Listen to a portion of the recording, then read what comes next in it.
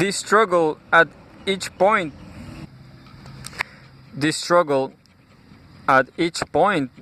in this diverse and mobile field was more for men, for their difference, their support and their personal loyalty, than it was for land. Political power was embodied less in property than in people, was more a matter of the accumulation of prestige than of territory. The disagreements among the various princedoms were virtually never concerned with border problems, but with delicate questions of mutual status and most especially with right to mobilize particular bodies of men, even particular men, for state ritual and what was really the same thing, warfare. Kohn relates an anecdote concerning South Celebes, where political arrangements approximated those of Bali, which make this point with the grave irony of traditional wit.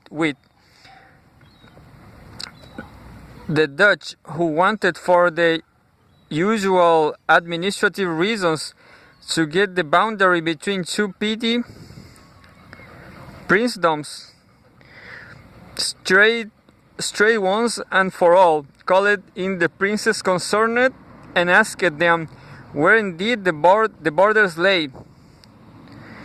Both agreed that the border of princedom lay at the furthest point from which a man could still see the swamps, while the borders of princedom B lay at the furthest point from which a man could still see the sea. Had they then never fought over the land in between, from which one could see neither swamp nor sea, Mihir, one of the old princes, replied, "We had much better reasons to fight with one another than these shabby hills." In some 19th century Balinese politics can be seen as stretched out between two opposing forces, the centripetal one of state ritual and the centrifugal one of state structure. On the one hand, there was the unifying effect of mass ceremonial under the leadership of this or that lord. On the other, there was the intrinsically dispersive segmental character of the polity considered as a concrete social institution, a power system composed as it was of dozens of independent, semi-independent and quarter-independent rulers. The first, the cultural element, came from the top down, the center to outward. The second, the power element, came from the bottom up, and from the periphery inward. As a result, the scope to which Milu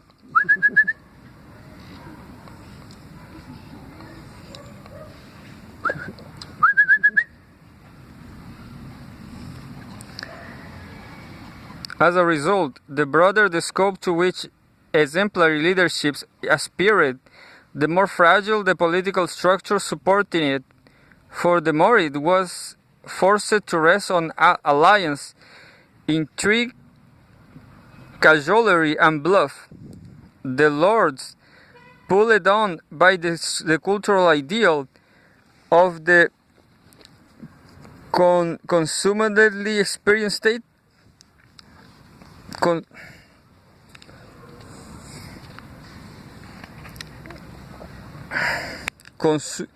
consummately expressive state, strove constantly to extend their ability to mobilize men and materials so as to hold larger and more splendid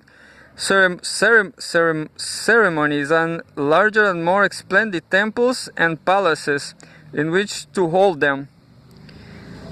In so doing, they were working directly against a form of political organization whose natural tendency, especially under intensified pressures for unification, was toward progressive fragmentation. But against the grain or not, they struggled with this paradox of cultural megalomania, an organizational pluralism to the very end, and not always without some degree of temporary success. Had not the modern world, in the form of Dutch battalions, at length caught up with them, they would no doubt be struggling with it still.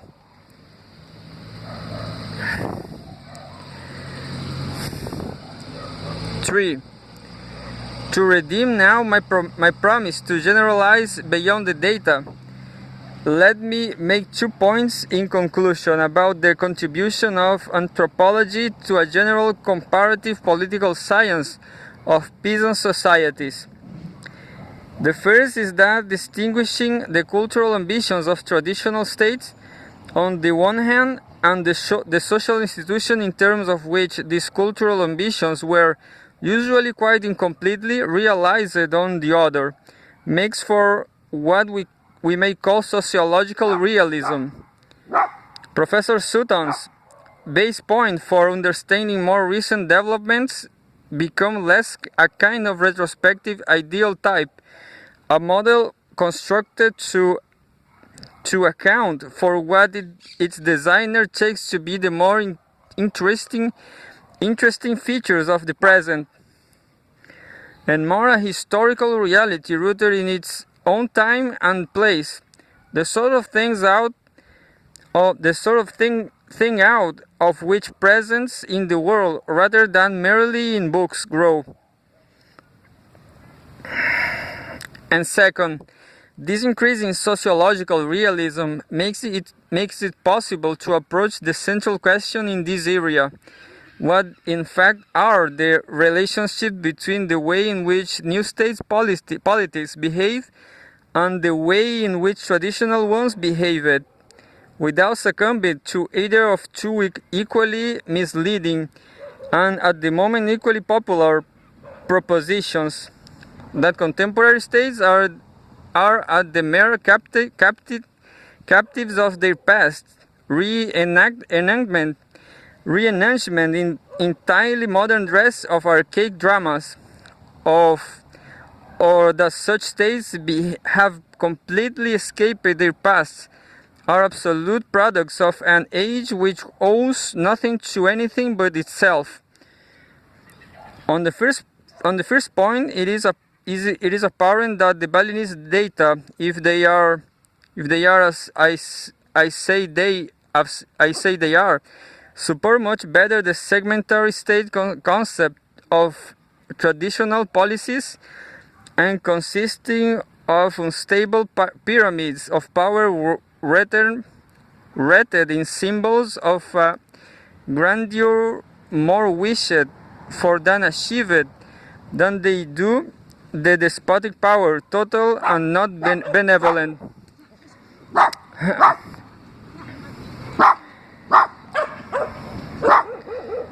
Vision of Wittfogel.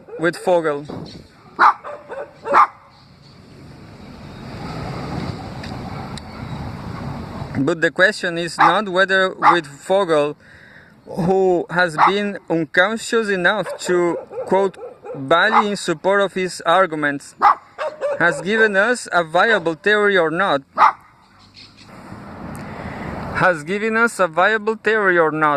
I myself think not, but I don't want to try to counter assertions about China with facts about Bali. My argument is merely that is separating, as any close ethnographic study of actual traditional polities inevitably must separate the ambitions of rulers, the ideas and ideals which pull them on towards some consummating end, from the social instrumentalities by means of which those ends are sought. Anthropology contributes to the realization that in traditional states, as in modern ones, the reach of a political is not quite the same thing as his grasp.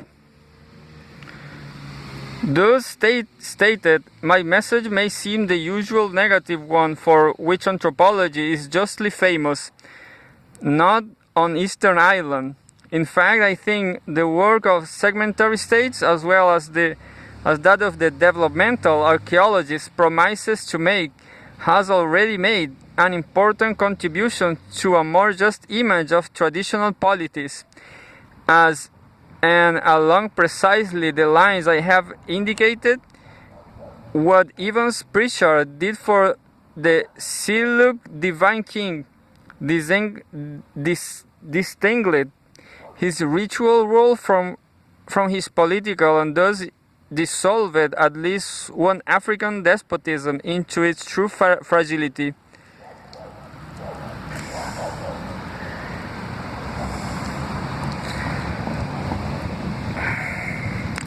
And a host of scholars have done for the Maya, distinguished the splendid religious edifice of the society from the rather more ordinary sort of shifting cultivation community which underlie it, and thus resolved the paradox of Byzantium in a jungle.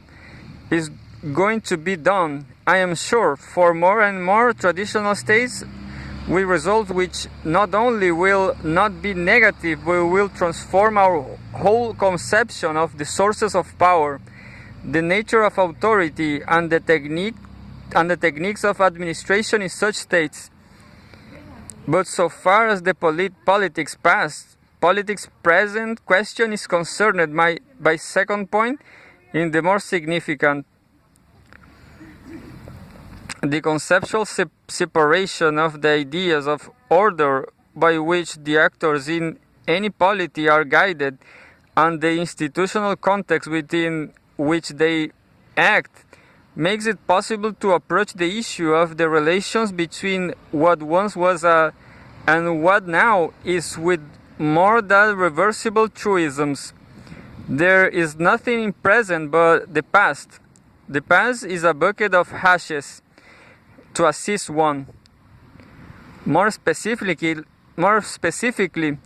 it makes it possible to distinguish the ideological contribution to a contemporary state of the cultural traditions to which it is here from the organizational contribution to such a state of the systems of government which preceded it, to see that the former, the ideological contribution in which is, with some exceptions, of much greater significance than the later.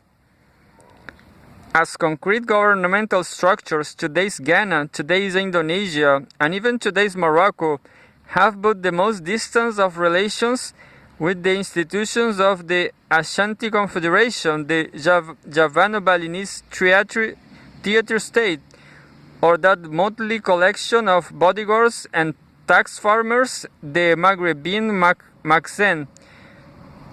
But as embodiments of one or another view of what government and politics are all about, the relation between traditional states and transitional ones may be a great deal less distant than the borrowed vocabularies within which third world ideologies are usually stated might lead one to believe. As the cultural apparatus of a traditional state, the detailed myths, the elaborate rituals, the high-road polites dissolves as it has in the majority of third world states, and doubtless will shortly in most of the rest. It comes to be replaced by a rather more abstract, rather more willed, and in the formal sense of the term, anyway, rather more reasoned set of notions concerning the nature and purpose of politics. Whether written down in a formal constitution, built into a new set of governmental institutions, or puffed up into a universal creed, or as in not uncommon all three, these notions, which I will call ideology in the proper state of the term, play a similar role to the less tutored pre-ideological ones. They have succeeded. That is not to say they provide a guide for political activity, an image by which to grasp it, a theory by which to explain it, and a standard by which to judge it. This carrying forward into a more self-conscious, or anyway more explicit dimension, or what were once but established attitudes and received conventions, is one of the central features of what we have come to call, half wistfully, half worriedly, nation building. All this is not to say that the ideological frameworks within which the Third World states operate are merely updated versions of the ideas and ideals of the past.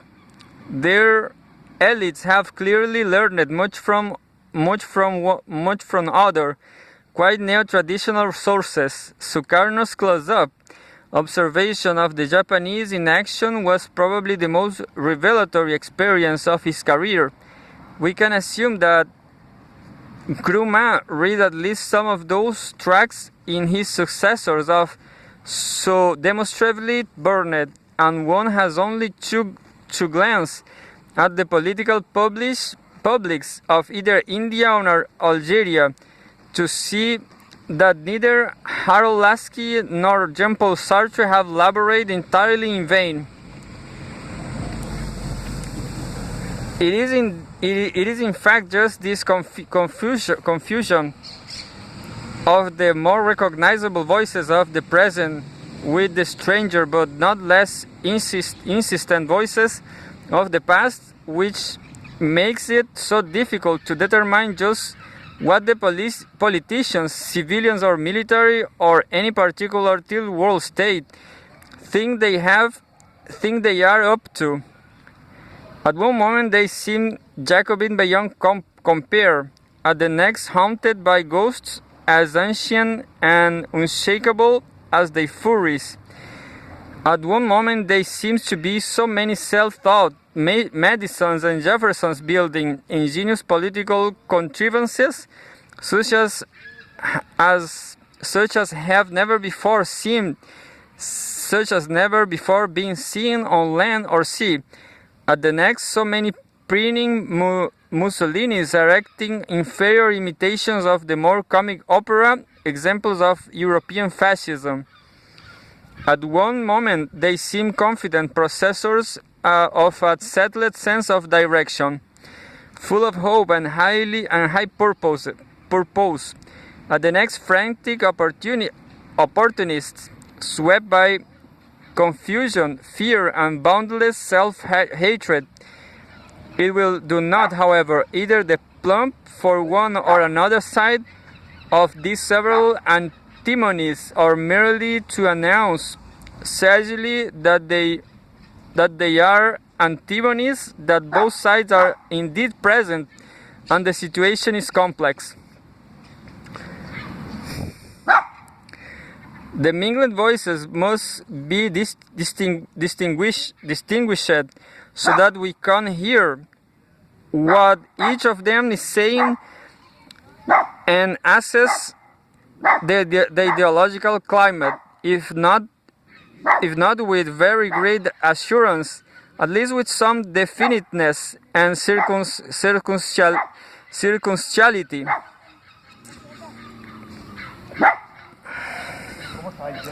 In such an effort, the precise determination of the ideological contribution of politics past to politics present indicates an at hand of exemplary leadership, winning charisma and dramaturgical statecraft is an essential element.